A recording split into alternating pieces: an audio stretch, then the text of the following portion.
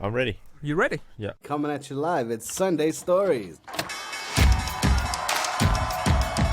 We encourage entrepreneurship more than any other country in the world. And when you drive through the small towns or the big towns, you see thousands of little businesses. That is the lifeblood of this country. Hello friends, and welcome back to another episode of Sunday Stories. With me, your host, Fahrim Shirinzade, where we cover ongoing headlines and meet interesting fucking guests. I'm here with an amazing co-host, which has successfully built and sold one of Sweden's fastest growing companies. He founded the brokerage firm Service Finder in 2006. 10 years later, the company was sold to Schibsted, and the founders made a multi-million exit. Today, he runs the company Clixis, which we will talk more about in this following episode. He has now published the book Eat, Sleep, Startup, Repeat, and has a lot of lessons learned from failures and tricks of success. Ladies and gentlemen, let me present this week's co-host, the one and only Alexander Goga. Thank you so much. You have done so much shit in your life. So start with telling us how Service Finder was created. Yeah. I know you've been asked that question a lot, but No problem. I'll tell you. It was me, Jeffrey, and Vishal. Me and Vishal. We were studying. We known each other from we were like maybe 16 years old in the same school, and so we were studying together. And Vishal knew Jeffrey because they had been working together as sales reps at a company, right. So they know each other. And we studied. We were like 18, 19. So kept on studying, but we had an urge to do something else. We had an urge to start a company. Why? Because we read about this entrepreneur era it was starting. It was 2016 and 2006, sorry. 2006, getting old. So we just read about a lot of young guys and girls starting companies, and the word entrepreneur wasn't there yet. And we were like, wow, we have a lot of ideas, let's do something. And we were studying this in this IT school, so we knew that you can do anything online if you just know how to program stuff. Right. And so but we didn't get there to learn it, so we were just there for maybe, was it like half a year or something. So and just studying and starting Service Finder. Why? Because we wanted to change the behavior on how you find a company in an easy way, and easy in a safe way. So, and because we all heard these stories about, you can ask anybody that's renovated something, or anybody that's trying to get a hold of a smaller company to do something in your home or at your office. You're gonna have some kind of a problem with them. Definitely. So everybody has this story, and we saw we didn't have them because we were young, but our parents had. Somebody was renovating a house, somebody was moving and changing the door at the house, and everybody had this do this and this, don't do this with them. Everybody had their tactics with these handymen, and the only way to find them was Yellow Pages online. So. And still back then in Sweden, we had the Yellow Pages, and you can find them in your building. They leave them there. When we started, so we felt like we want to make this digital and do it online. So how do we do it? How can we do so people can find companies in an easy way, in a safe way, and compare them? And that is how we started. And we saw there is no site that does that. And then we found some other ideas that was launched in Germany, that we launched then in Sweden, and that was a kind of an auction for salaries, and that is how we started the whole story. Right. And we got a lot of PR and marketing for free. It was crazy. So you can Google and go back a couple of pages, and the first site was called jobbjakt.se. It was jobhunt.se. But then we started to work with at once we started to work with services. But then we changed the name further on because we felt we're doing the right thing, but labeled it wrong. So we changed the name. So that is, and we got this big push from media because everybody thought it was a bad idea, and still was marketing for us. It was like, wow, we're in the newspaper, so we got a big push. We were everywhere. So, and from there we decided to quit school because we felt like, wow, this is something that's happening right now.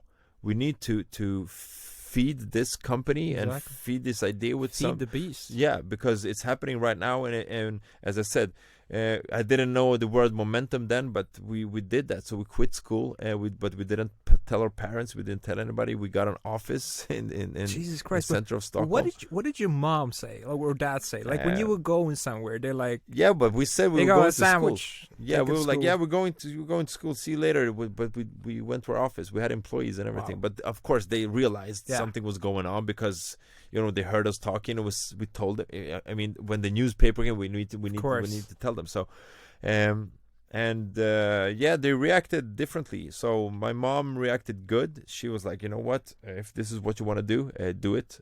Because she always had a picture in her mind to own a company somehow in the family. She did. That's nice. And so she was like, wow, you can start a company, go and do it. If it goes to hell, you can still go back to school. And that was exactly what I felt. And my father felt like, what are you doing?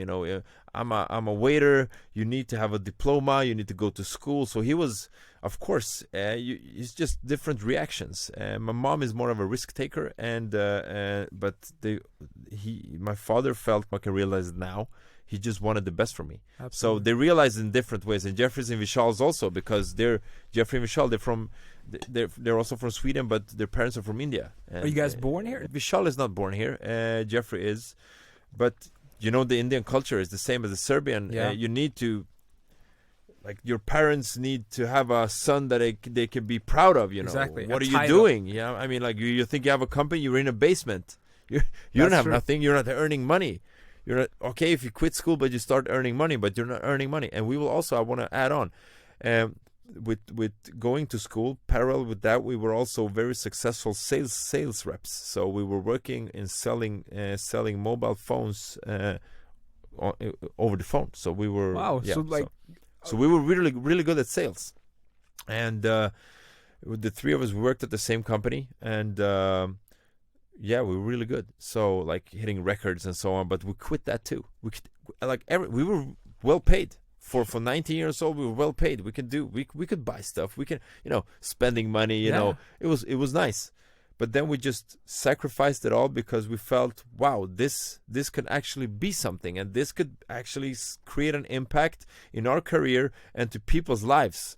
And if we do that, we're done, because then we have changed something. We have made a mark, and we are somebody. That is kind of what we felt. So, and to have a job and go to the same company, you can make a mark at that company, maybe in that field, but still, there's a limit for that as well, right? Yeah. So, and also, one of my biggest dreams was to own a sports car and sell a company. And to sell a company, you need to own a company, and to have a sports car, it's really hard. Yeah. When they told me you're gonna get paid they said you're gonna have 2,500 euros as your first 5 years as an employee after this school, and I was like, the math it didn't end up well. I was like, how can I buy a Ferrari with this? But I was young, I was thinking, but it doesn't matter. I had a drive, so the drive was it was kind of easy for me. Okay, sell a company and have all of that I'm dreaming is not. I'm going the wrong way, and. This is a cool thing. I listened to Tony Robbins, and he talked about the 2 millimeter rule. I think he called it that way. Interesting. And it's just in 2 millimeters of how you hold your head down or up, you can feel more powerful. And but he also said, if you just 2 millimeters is not much, but if you add on a direction and 2 millimeters left or right, and then you go for 10 years, it's gonna be a big difference of where you end up. That's okay. True. So that is why we felt at once. I felt like I need to quit school. School is not for me. I'm not doing the right thing here. Huh. It's crazy because I know that a lot of immigrants, and I can only relate to that. I'm not Swedish myself, so I can only relate to the immigrant side. I would say this. Where are there's- you from? Sorry for Azerbaijan. Okay. It's a small country that nobody knows, but they know it for Eurovision. Yeah. So we won that, I think, once, and that made a mark. Okay. It's nice. it's incredible because the government has spent so much money on marketing the country. Wow. And one contest is the one that people remember. Okay. But anyway, and I feel like a lot of people or a lot of parents from our countries, they have like, you can become anything as long as it is a doctor, engineer, or a Yeah. lawyer. Because they heard it's good money. Probably. Exactly. And so a pretty weird but straight up question. Have you worked with assholes? And how do you learn to not work with them or see them, from a mile away and say like, you're not the type I want to work with? I was the guy at the company that my colleagues used for spotting these guys out.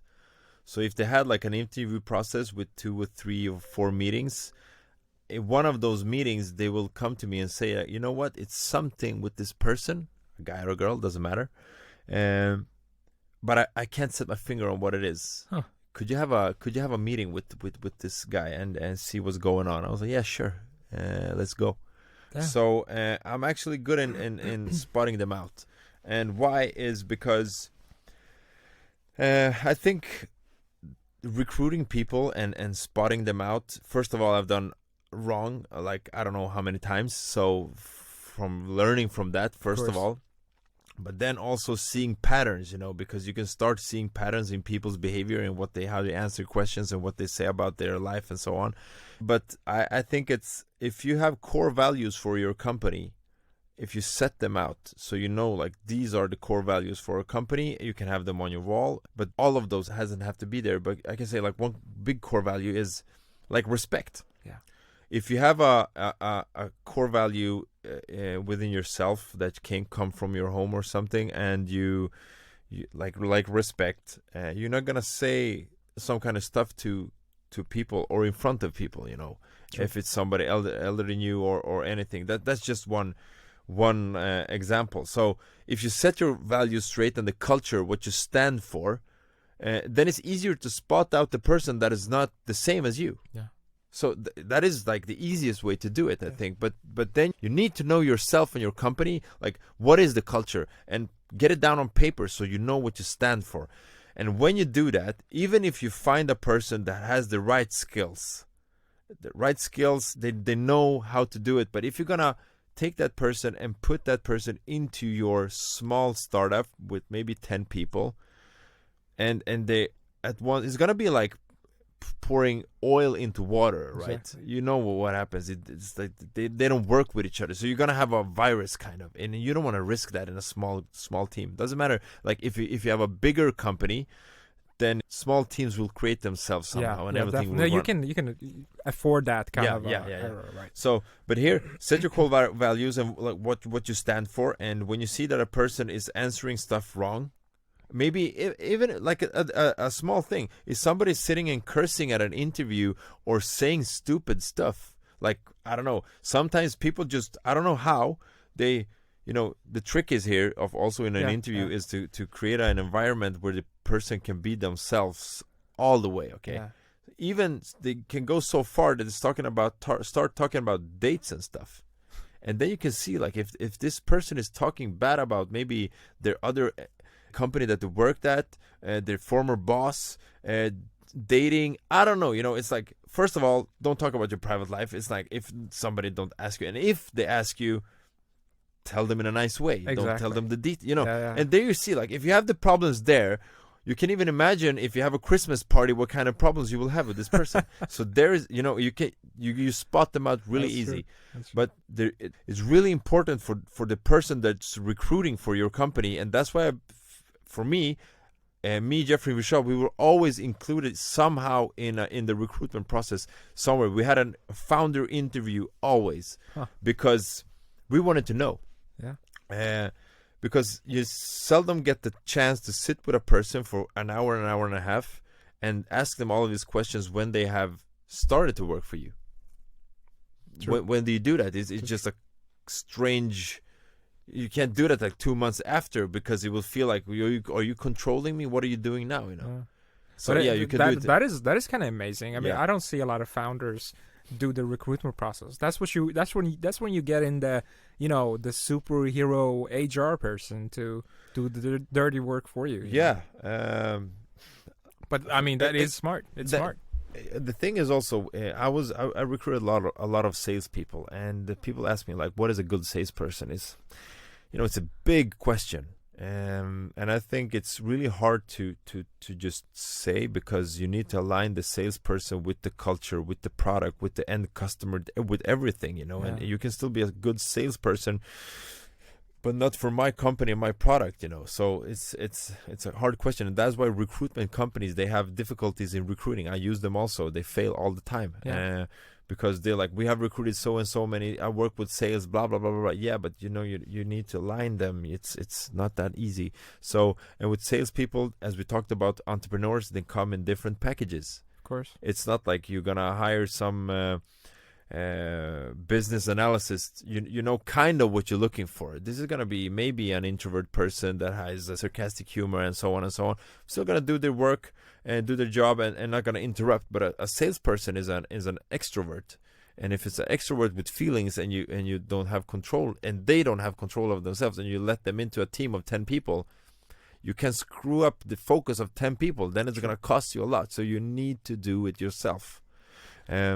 But not all the way, of course. I read an article that you had a recruitment process of, I think, 4 or 5 people that was, you know, having an interview, Yep. and none of them showed up except one person. Yeah, How that's was an it? interesting I story. think That you was when could- we had our first office in a Yeah. basement. It was 2007 January, I think. We spent the whole Christmas in recruiting people because we wanted to staff up. We were Of like, course. wow, we need to grow. We started selling from day one. We launched the company in November, the 5th of November 2006, and that was the first working day. So we needed to staff up, so we spent like 2 or 3 weeks just finding people. We had employed 14 people because we felt like if you employ 14, maybe some of them will drop off, maybe 3 or 4 will drop off, as they did historically, because bad environment, Exactly. work environment, and so on and so on. A startup, people get insecure, the salaries wasn't that good.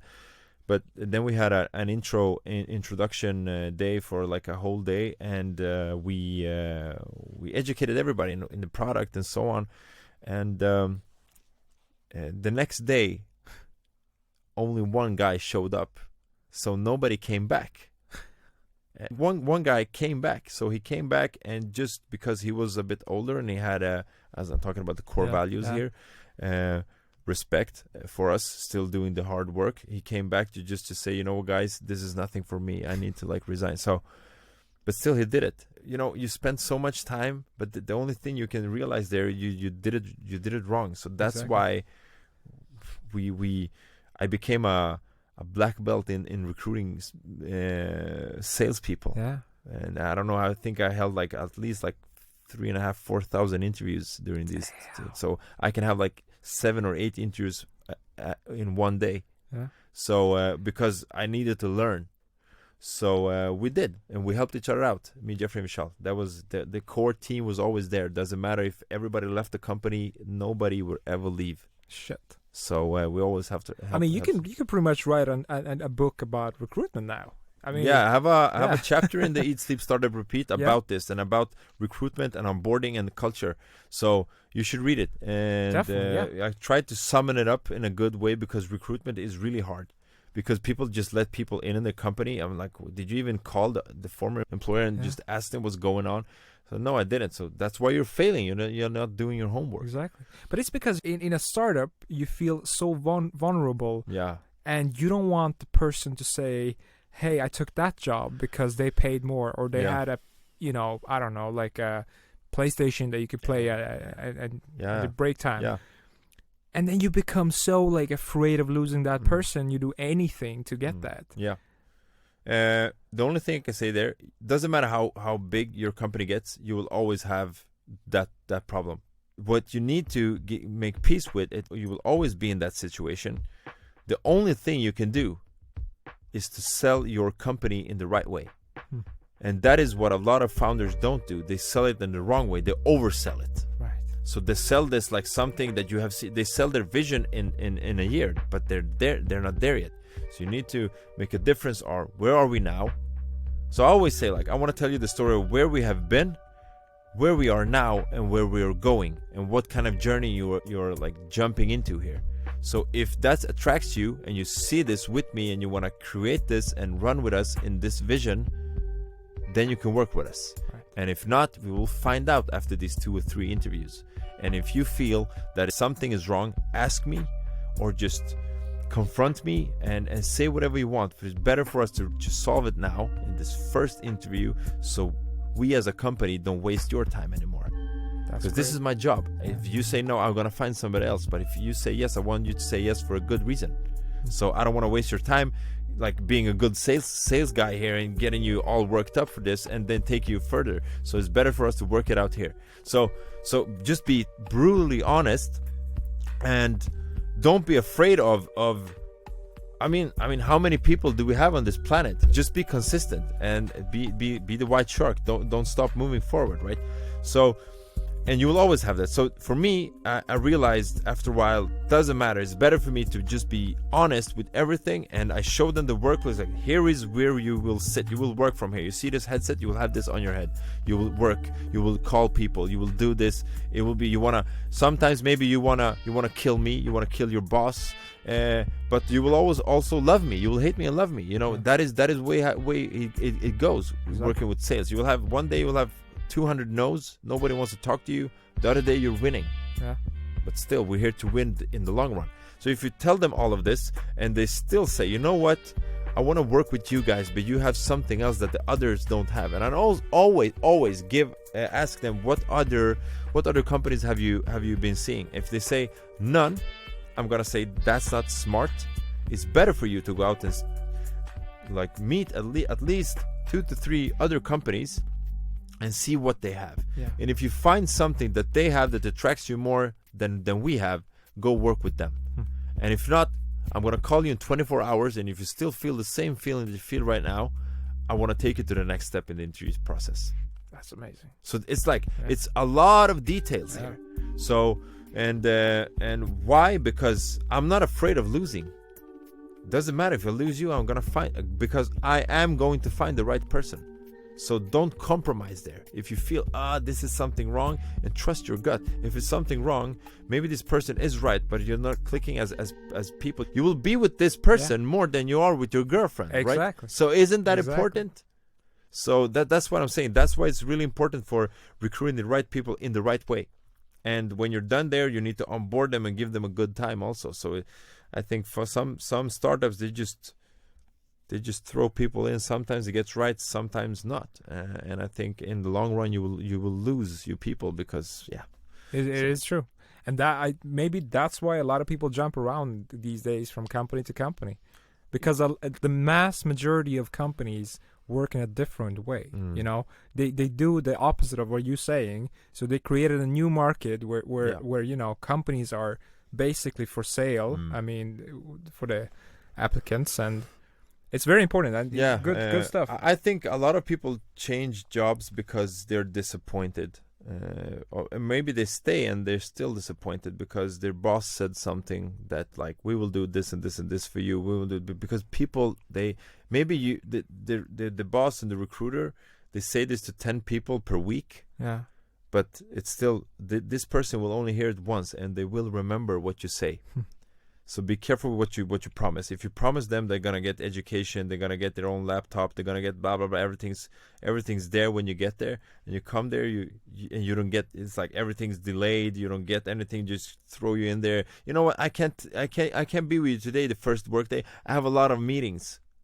It's like, why should even somebody go work with this person that can't give you the focus and the love? They recruited you and now they don't care about you. So I would say, like, leave that company at once. Because I don't know, because I think when you have a responsibility of when you recruit people. We could do what I do when I recruited people. I sent out an email with a short description with everybody, so to the whole company, that somebody new is joining us. and they chose us as a company. As I said, there's a lot of competition. They course. chose us, we chose them. It's a mutual agreement. So, and a description, a picture, and everything with a name and everything. So, and tell everybody, ask this person out for lunch at once. So if somebody enters and they say like, "Hi, Frederick, I heard about you. What do you think that the person's got? What kind of feeling do you think that you're gonna create?" Yeah. So if you give this person that kind of a feeling the first day that everybody knows who he or she is, I mean, it's priceless. Yeah, it is priceless. But people forget this. Why? Because you were too busy with not writing an email for 10 minutes and putting pictures in. You're gonna be you know what? You're gonna be busy recruiting people all your life if you don't take care of your staff. True. So that is I was that guy. We were those 3 guys recruiting all the time and never getting there. Shit. Yeah. I'm definitely gonna read the book, and because you know what, there's a lot of books out there that tell you how to become an entrepreneur. But yeah, I could see a lot of use in getting to know specifically that aspect, because I myself had a hard time of recruiting and trusting right people. Yeah. So, but also you need to risk. Sometimes you just need to go for it. I've done so much wrong recruitments, but that's why I can tell this story now. I couldn't tell you this like 10 years ago. Of course. Yeah. Yeah. All right, man. So, as a summary to listeners from all around the world, in this COVID-19 times, this messed up times where you can't go outside and so on, how should non-entrepreneurs think, and how should entrepreneurs accelerate their game? First of all, non-entrepreneurs, I think overall, just now we talked about a lot about recruitment and so on. We just want to highlight the entrepreneurial life. Sometimes it is a mess. It's like you just wanna die. It's so much to do at once. It's too much sometimes. But I think everybody should try it out sometime. Everybody should try it out to maybe, doesn't have to be a company. You can be an entrepreneur with this, like having a podcast, but you're your own boss, because I think you grow a lot with this. Definitely. I meet people in my age, they're still immature. Yeah. I click better with people 10 years older than me. Why? Because it's the things that we discuss around the table is something else. We talk about more important stuff, and that is what it doesn't have to be important, but it's more interesting to me.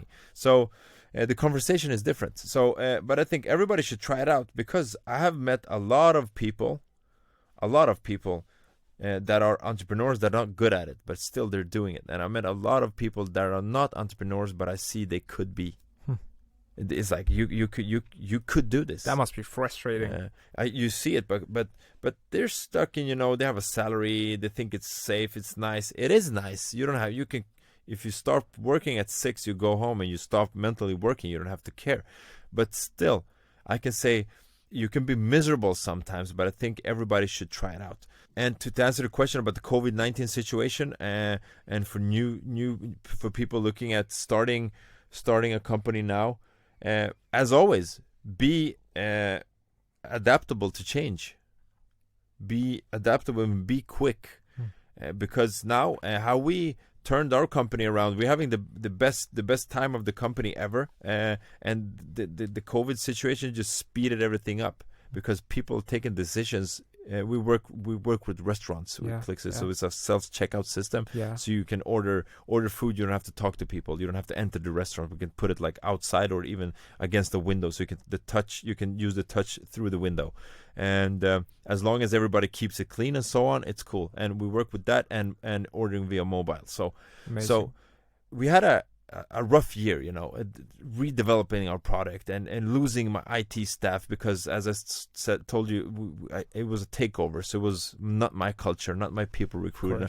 So what happened there was, when I heard about, like, when Corona actually hit, was when the US closed their borders. Then it was like, wow, okay, so what is happening now? The stock market crashed and everything. And I just felt like, okay, so no, you know what? This is not going to be the end for Clixis. This is not going to be end for this journey. I don't care. It's not going to be end for Clixis or Alexander K, the sneakers. I don't care. So what I did was I started to work even harder. And I at once adapted, what can I say to the customers now? I'm selling the same product, but in a different way. And along this 2-3 months period now, I've changed the pitch a couple of times. So now it's in Sweden, it started to feel good again, but it's still a situation. Of course, yeah. But you have to adapt all the time, because your product, you need to find new ways, and you need to be a visionary also. So if you're going to start a company today, you need to somehow be a visionary in seeing how is the world going to look in a year or two. What do you think? And you will have to choose something and then just go for it and risk it. Because I think, like you and me, when we met, we said hello. Exactly. We didn't shake hands. We used the elbows, right? Yeah. And for me, I don't care. It's even better. Yeah. Because I've always been a hygienic person, and I'm always washing my hands and so. This is even better for me. But what I'm saying, I don't think the handshake will go back, like, No. even if we get the vaccine and so on, because nobody, as now, you can test if you had corona, but you had, but some didn't have, some made one test negative, the other Exactly. positive. Nobody knows, It's know. a mess. So and when the vaccine comes, it's also going to be a mess. Why? Because it's a startup. The COVID-19 situation and discovering the vaccine, and it's also a startup, and it can go in either way. So I think for if you're starting a company right now, try to read as much as possible and what other people say, and what do you think, like, it's the playing field, like, it's, you wanted to play soccer, you come out there, the field is not the same, Exactly. So, but what do you think the field will look like in 2 years or 3 years? What do you think will happen, and what kind of products and what kind of problem can you solve then?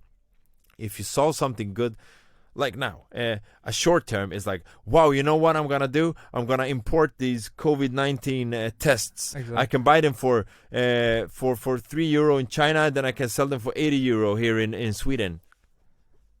You hear what I'm saying? This is not being a visionary of what's gonna happen in 2 years. You're not gonna need this test. So that's short term. So be long term. What can you do if you want to work with something around COVID or something else? Like for us with Clixis, I think that people will learn now how to use their mobile phones. You will be more patient in ordering food in different Definitely. ways. You can spend some more time in just like how to do this. Even older people, not the new generation, and that is also the mass. So we're using these touch screens. I think people invest more time and not be that stressed out, because if you stress out and go stand in front of a person, maybe what happens if this person in the cash queue, rate like spits when they Exactly. talk, and you get it's not worth it, So it's better to invest 5 minutes in just discovering how does this system work, Exactly. So I think the mindset of people is different, and the mindset of the restaurants is different also, because everybody's trying to somehow figure out how to still do the same thing that we did before, but with new solutions. So if you start something today, try figuring out what would be good in a couple of years, or just see what didn't go well now, but it will still like come back. I don't know what it can be, but I will say, like, don't tell yourself, you know what, I'm not gonna start my company and live my dreams because of the COVID-19 situation. Yeah. I heard a lot of companies say Don't do that. Yeah. Don't do that at all. Doesn't matter if it's a world crisis.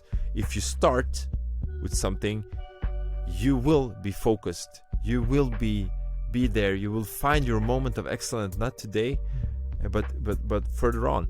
And the biggest problem with people is they plant the seed today and they want to pick the flower the same day. Good said. It's Good like, said. wow, Yeah. you just chill out. So start moving and you will find your way somehow. But if you don't start moving, I can assure you won't find the way over there. Yeah. Because it's the same way. If I tell you know what, can you meet me over, I don't know, in the southern part of Sweden, you start working today, you will have a chance finding the way in a better, easier way. But if you sit here with no map at all, because starting a company is like going for a direction with no map. You have to create the map yourself. It's easier to create the map. How did the conquerors of the world do it back then? You jumped onto a ship and you went. Then you found America, right? Yeah. You didn't have anything else. That's the same thing here. That's true. Just go. Wow, amazing, man. Thank you so much. Thank you. for being amazing and for being a Thank shark. you very much. And very much. I wish you all luck in the future. And man, I'm gonna see hell of a lot more of you. I'm pretty sure Thank of you that. so much. Ladies and gentlemen, Alexander Goga, and thank you guys for listening. And I'll see you in the next episode. Thanks for having me, man. It's a pleasure.